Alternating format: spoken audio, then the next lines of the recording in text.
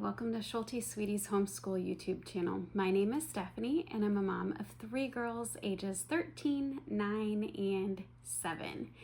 So today I thought I would do an update video on our trip that we took out west. It was a little over 2 weeks, and so I wanted to kind of share with you where all we went, some tips on booking and all of those things.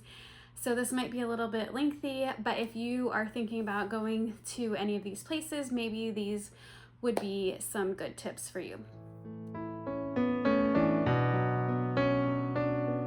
So the first thing is, so we live in the Midwest. We do have a pop-up camper, and so that's what we traveled with. And but before we took the trip, there was a lot of legwork that we needed to do to get all ready.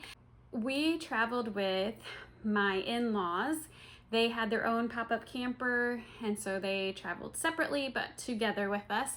And then also my husband's aunt and uncle and 3 cousins.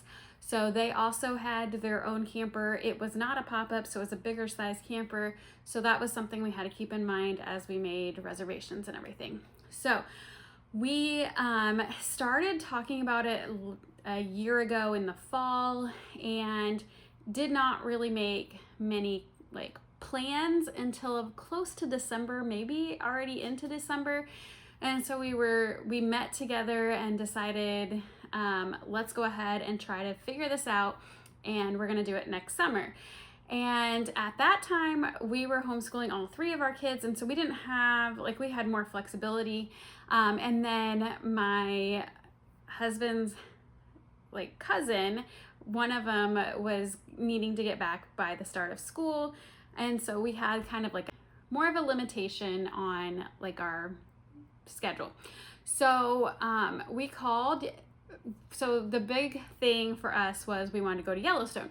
So we actually called them first. And so Yellowstone, you can book up to 13 months in advance, is what I saw on their website. So I kind of looked a little bit on their website, and they don't go through the national parks website to book for camping. They have a different website and everything. So I looked on there and I wasn't quite sure. So I ended up calling during our meeting that we had, and they had spots available. They kind of told us what we would probably need between the campers and our cars and everything. And they said, because they had different size campsites, and they said they only had 5 nights in the end of July, early August. And we're like, okay. So that was pretty much where we started. And since that was pretty much the only time available, and it was barely before when we needed to be home, we needed to be home early August. So we were like, well, we'll just go ahead and book it. And that's how we booked the rest of our trip. So we knew we wanted to go to a few other places. Sometimes my husband's family had gone to Yellowstone first and then kind of come around and came back home. But we knew that if we went to Yellowstone first, we wouldn't be able to do much on the way back because we needed to be back sooner. So that's when we started getting ideas of where else we wanted to go. And we decided, of course, Rocky Mountain and Grand Tetons would be around in that general area that we wanted to go to. And so we looked, and you weren't allowed to book those until 6 months before your trip. So since we knew we were going in July, we couldn't do it until January, February time. And so we started doing some research, and my husband was finding that you have to be on it to book those sites, especially Rocky Mountain. Rocky Mountain is very hard to get campsites at, and we realized that.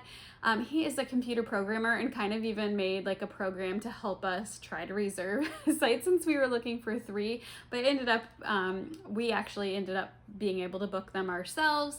But you are able to book any, if you have a window of time, you're able to like kind of adjust it to like the days that you need. I think you can only stay at Rocky Mountain 7 days.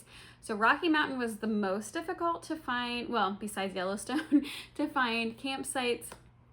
But we were able to get those booked. And Grand Tetons we weren't so nervous about, but we were able to find sites there. And I will go through like what we thought of the campsites here in just a little bit as I go through like our itinerary and everything.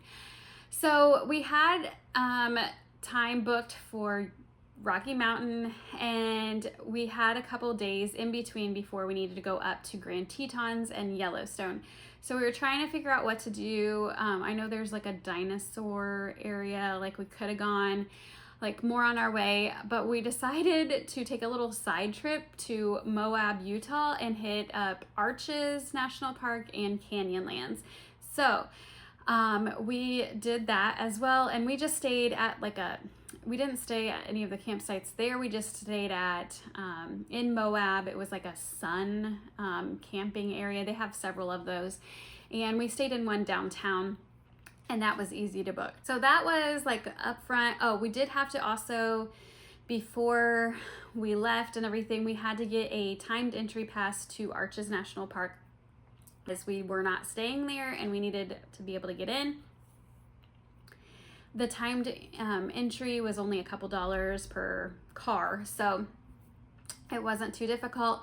What we did was we started out on a Saturday morning, and we were in the Midwest, and we traveled as far as we could, and we made it to Kansas somewhere. I think we traveled probably close to 10 hours that day. I don't know. It ended up being a long day.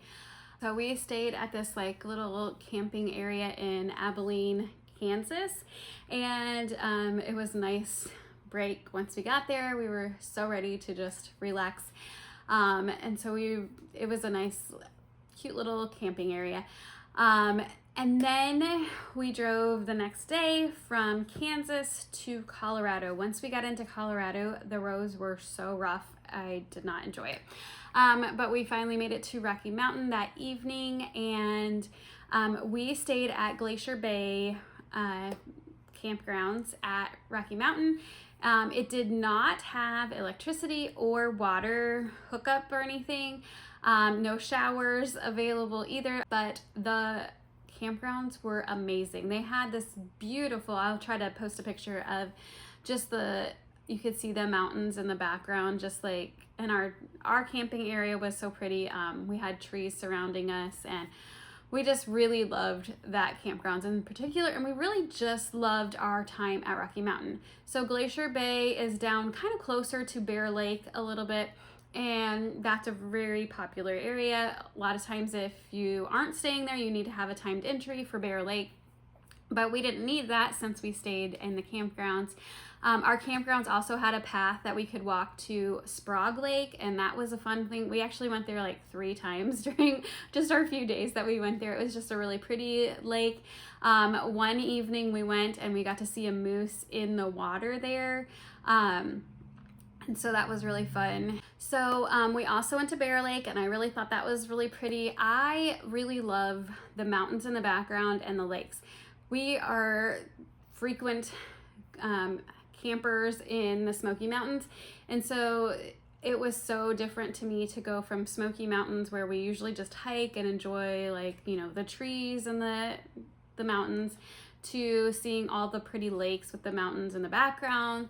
I really loved that. So we went to Bear Lake, and then we went around and went on a couple of the hikes. We went on to Nymph Lake and then to Dream Lake, and that was probably my favorite of the lakes at Rocky Mountain, but they were all really pretty. So we went to some different falls, and then we went to Sheep Lake and saw a moose there one day. It was just a kind of a scrawny little moose. We drove like this back road up to get to like the tundra area. That was okay. It was very packed in that area, so it was like not really, and there's like shopping and it's fine, but it wasn't really our favorite. But then coming back down on the main road, my husband and one of my daughters went up on Tundra Communities, and they got to see a lot of like little animals that she was like so excited to see. So we just had a really good time in Rocky Mountains. We did go into Estes like one day. For us, we aren't as much into the shopping and stuff, so there was like a grocery store and stuff in Estes, but we really mainly spent our time trying to explore, and we really liked Rocky Mountains. I think, at least me in particular, that was one of my favorite places to go to, even though the Colorado roads were not great.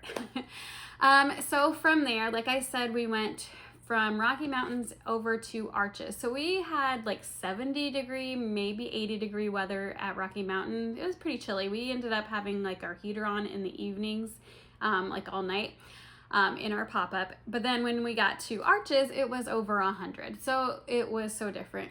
Our campground there did have electric hookups. Thankfully, we had air conditioning. We had showers there and things. So that was nice. It was more of a packed campsite, and so we didn't really love that so much, but it was mainly just kind of our go-to place because we were exploring Arches and Canyonlands. So we did Arches, like I think the first full day.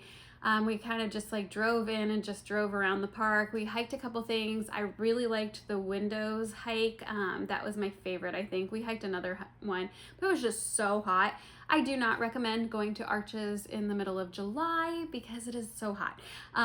We said this would be so much better in February or like, I don't know, spring or fall at least, but maybe winter. It was because it's desert there. Then the next day we did go over to Canyonlands. We also drove along the river and got to see some petroglyphs and just some pretty sights. We almost went into Canyonlands from this river road, but we realized after like a mile that it was going to be dirt road going up kind of a mountainside.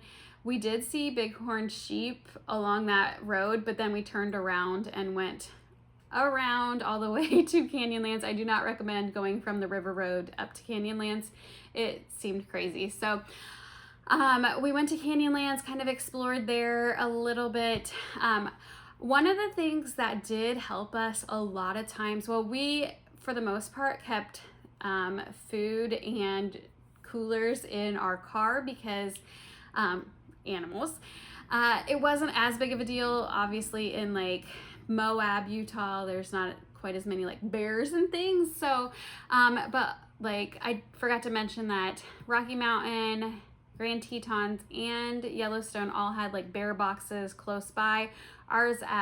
We had a bear box right near our campsite for 2 of them. So, we definitely put some stuff in the bear box, but we did keep like bread and like food in our car so that like when we were traveling through some of these parks that we could just stop and have a picnic lunch.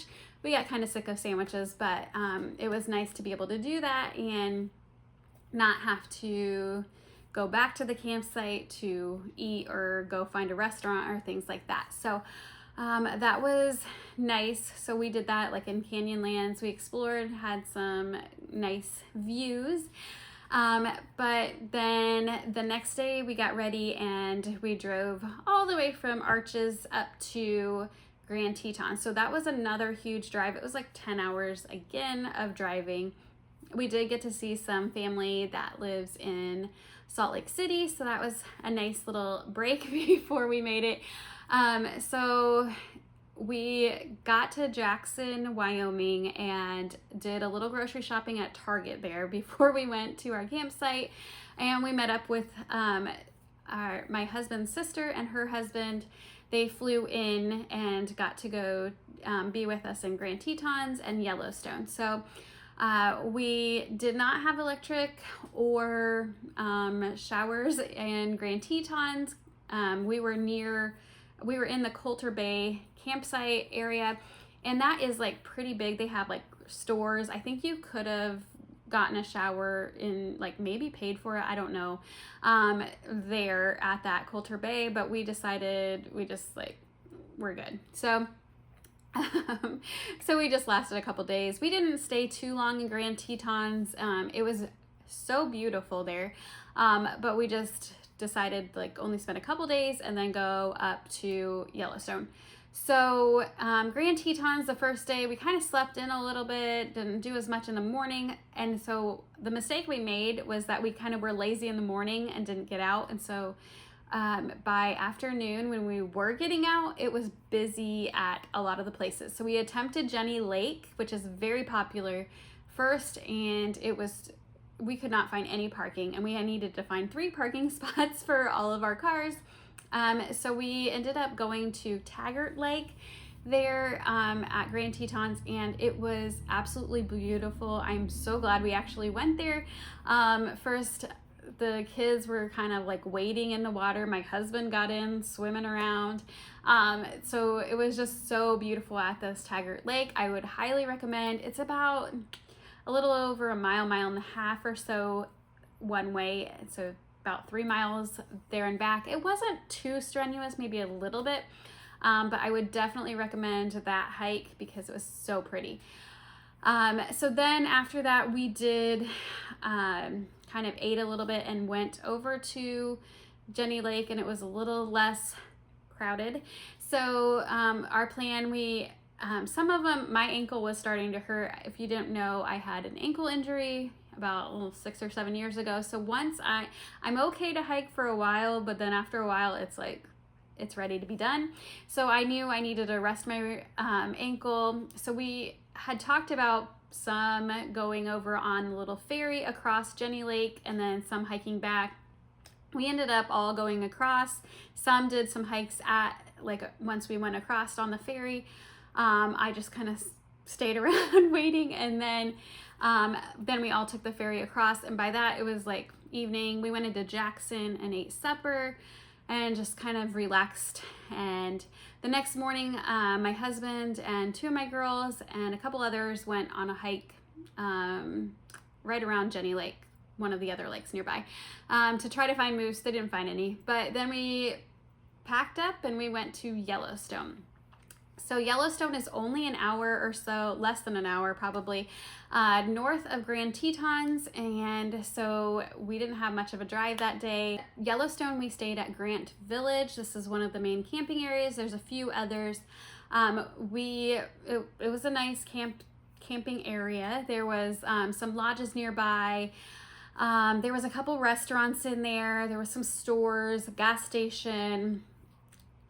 There was like a laundry facility and a shower facility. We got some tickets for showers early on. So you have 2 per day of how many days you're staying there. So we the first night we just we were relaxing. My husband and I took our girls and went on a little exploration time close by, just to not be sitting around in Yellowstone. So then the next day was actually my youngest daughter's 7th birthday, and we spent the whole day exploring. So we started out going to Old Faithful, and we got there and it wasn't incredibly busy. We waited around, half hour, 45 minutes to see Old Faithful, and then we walked around in about an hour more, and we did see Old Faithful a second time, and it was really crowded then. So then we ate lunch in our cars, and we kind of started driving around more. One of the next places that we went to was the Grand Prismatic Springs. It was absolutely beautiful. Definitely recommend. My oldest daughter especially, loved that the most. We got some goodish pictures, but we had plans. There's another way to hike up and see it from up above, but it was so crowded at that point. We were like, well, let's just do it another day. So we did end up hiking it the last morning that we were there for a sunrise hike, but we didn't really get to see the Grand Prismatic Spring very much because it was mainly fog and just the steam. Because it was so cold.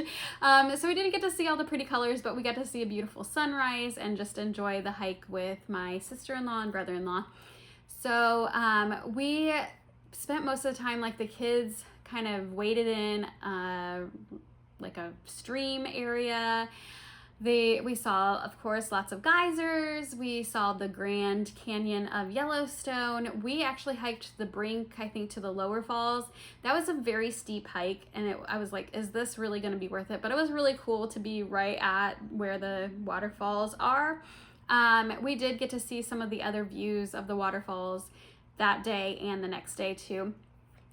We saw bison kind of around the road. We saw one kind of cross right in front of our car. I'll show some pictures here throughout this video, but then we also saw bison, like herds and stuff. So that was a fun day. We didn't get done till like, I don't know, 7:30. We were starving. Got to celebrate my daughter. She was so excited. We kind of made a big deal of her birthday all day. We got to celebrate her multiple times on the trip too. And then the next day, some of our family went to like a rodeo a couple hours away. We decided not to. The rest of us kind of went, we had the first day we went on the southern loop. There's kind of like a figure 8 at Yellowstone. And so we went up on the upper loop. There wasn't as much to do. We saw like Mammoth Springs, or we did eat lunch there. We at like a fun little, kind of like a fast food place, and went back through like the canyon area. We did see like the Roosevelt area, and that was kind of a fun thing. We went into like the lodge and the shopping area and stuff, and got to talk to our daughters about Roosevelt more and like how influential he was with like the national parks and Yellowstone in particular. And pretty much we just kind of drove back through and went back and hung out in the evening that night. So we actually had decided that day to cut our time at Yellowstone short. We were supposed to have one more full day, but we knew we actually had to get back early now because my daughter was starting public school on August 6th, and we did not have much time left. We still had plans to go to Custer State Park, and by our plans, if we had stayed that extra full day at Yellowstone, we would be barely getting into Custer State Park and then having to leave pretty early and driving. So we were like, it would be nice to get to Custer early, and it would be nice to be able to see a little bit. Mount Rushmore we wanted to see, but in order to do that, we had to cut our time at Yellowstone short. But we had seen quite a bit, and we were like, we're probably okay. So we did go on that early morning hike on our last technical day, and then we packed up and we drove 10-ish hours to South Dakota to Custer State Park. Well, we actually couldn't get into Custer State Park that first night, so we stayed at somewhere else. It was not too far away from Mount Rushmore. We set up camp and we went actually to Mount Rushmore that night. And we got there right at 9 and we're like, did we miss it? Like, did we just get in here for no reason? And then we realized the evening ceremony started at 9, and by 9:30 they turned on all the lights, and it was so fun. It was like well worth it to come in the evening and to just experience that with our girls, but we were exhausted after driving all day. So we kind of slept in the next morning, got ready, and went over to Custer State Park, where we did have reservations. We explored Custer State Park. It was Sturgis weekend, so lots of motorcycles. I would recommend maybe not going on Sturgis weekend. So we didn't get to, like, I feel like we missed out on some of the experience because it was so crowded with motorcycles. Definitely be careful with Needle Road in Custer State Park. If you don't want to go on a lot of switchbacks and crazy road and like little mini caves like that you drive through, I would recommend like going around to see things at that state park. We did get to go on this like drive. It's supposed to be like the animal loop or whatever. We saw bison, and then another thing was burros were out near the road. And it was fun. My girls really liked seeing the burros, and they just really enjoyed that part. And it was so cute to see the little prairie dogs as well. I really like that. So we just kind of took that day to explore, because the next morning we woke up pretty early, took down camp, and we left. We were actually supposed to stay one more night in Custer State Park, and we cut that short as well. And we had a 17-hour drive ahead of us. We did go through the Badlands and kind of drove through it and saw it. We didn't really get out much. We didn't hike because we knew we had to continue driving. So we drove through the night. This was our first time driving through the night, over 17 hours of driving to make it home the day before my daughter started school. So we got home that morning and went to her locker night, and she started school the next day. So it was kind of crazy. But that is pretty much our trip. Let me know if you have any questions. I will be sharing, I will have pictures on this video and everything. I can answer what I can, but really my husband did a lot of the planning. So I would love to hear what some of your favorite experiences were at some of these places if you have been there as well. I hope you have a great day, and I'll talk to you later.